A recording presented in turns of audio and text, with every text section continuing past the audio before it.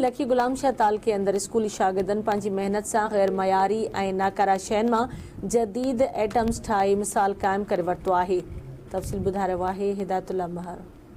2025-26 estimate programme हली रहा है जेके जो पासो ज़िले के ताल के लखी गुलाम शाह जे वज़ीर जो स्कूल है जो उते हींअर मुक़ाबला जारी आहिनि।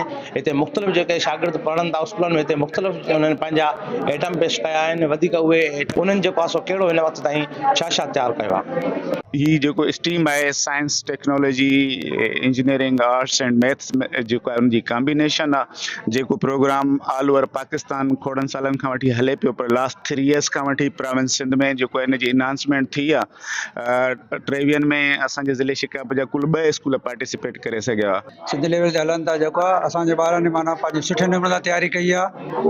डी साहब जन अॼु आया आहिनि, विज़िट कई होगा तव्हां बि ॾेखारींदो उन्हनि खे जेको कुझु कयो आहे असांजे ॿारनि पंहिंजे हथ सां कयो आहे, पंहिंजी महिनत कई आहे। खां वठी उस्तादनि महिनत कई आहे जेके आहिनि हिन में जे मॉडल ठाराया आहिनि क्लास टीचरनि शागिर्दनि में महिनत कई आहे।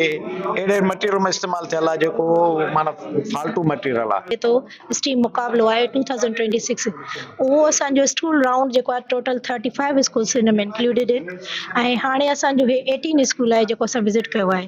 सो टोटल जेके 35 स्कूल्स आहिनि माशाल्लाह तमामु सभिनी पार्टिसिपेशन कई आहे, कोई बि डिस्क्वालीफाई न थिया। मेरी आहे स्टडींग क्लास 7A। अॼु जो ही मुंहिंजो प्रोजेक्ट आहे जंहिंजो नालो आहे वाटर साइकिल। वाटर साइकिल खे असां सिंधीअ में चवंदा आहियूं आबी चकर।